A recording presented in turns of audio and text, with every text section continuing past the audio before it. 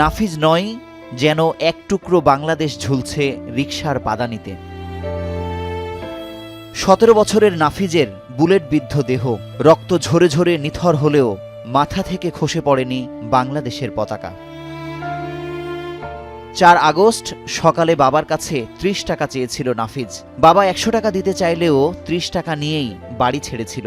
সে টাকা দিয়েই কিনেছিল বাংলাদেশের পতাকা। এই পতাকা দেখেই সোহরাওয়ার্দী হাসপাতালের মর্গে অসংখ্য মরদেহের ভিড়ে ছেলেকে খুঁজে পেতে দেরি হয়নি বাবার। গর্ব করে মা বলছিলেন, প্রতি বছর নতুন নতুন পতাকা বানিয়ে বাসার গ্রিলে লটকে দিত নাফিজ। পুরনো পতাকাগুলো হাতে নিয়েই ভেঙে পড়লেন নাফিজের মা। ছোট থেকে পতাকা খুব ভালোবাসত। সবসময় স্বপ্ন ছিল দেশ নিয়ে। এই পতাকাগুলা আমি চাইতাম যে আর রাখার দরকার নেই, কিন্তু ও ফেলে দিত না। কালকে আমি দেখি পতাকাগুলা সুন্দর করে বাস করে রাখা।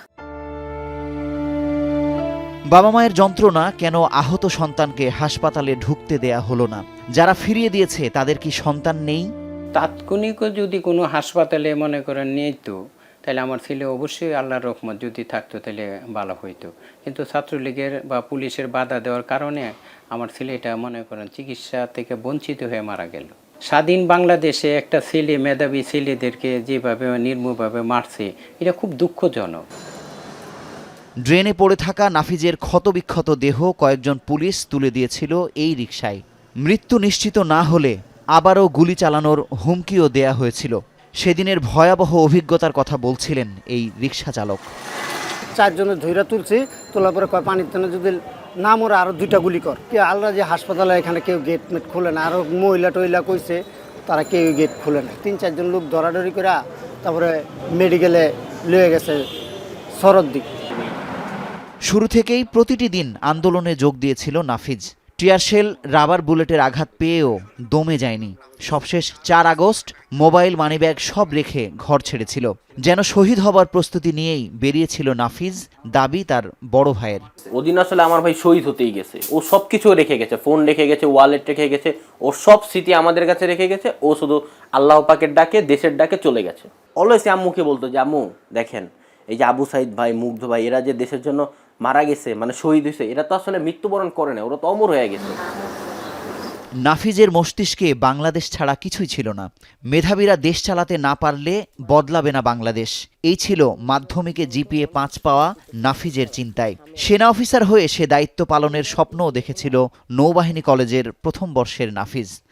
ইদানিং বলতাম, মা পরিবর্তন না আসলে আপনার নাফিজ না, বেঁচে থেকে কারো লাভ নেই। পরিবর্তন আনতেই হবে, না হলে আমরা ঘরের ভিতরে বন্দি। রিক্সার জন্য লাশটা জন্য তুলে দেয়, তোলার পরে রিক্সাওয়ালার একটা বকা দিছে। বকা দেওয়ার পরে রিক্সাওয়ালার বলছে তাড়াতাড়ি মনে কর তুই ওই লাশটা নিয়ে যা, তুই হসপিটালে যাস কেন? হেরা মনে করো গুলি করতে চেষ্টা করছিল, কইছে তোরও গুলি করে মারালাম। তো হেরা ভয় দেখাইছে। তখন মনে করেন এক পুলিশ অফিসার বলছে যে মরে নাই, মরছে? কহা মরছে, আরো 2টা গুলি কর। বিজয়ের দ্বারপ্রান্তে এসে নিহত হওয়া নাফিজের বাবার ইচ্ছা, বাংলাদেশ যেন নাফিজের মতো শত শহীদকে ভুলে না যায়। বাংলাদেশকে নিয়ে তাদের স্বপ্নগুলো যেন পূরণ করে তার গর্বিত উত্তরসূরিরা।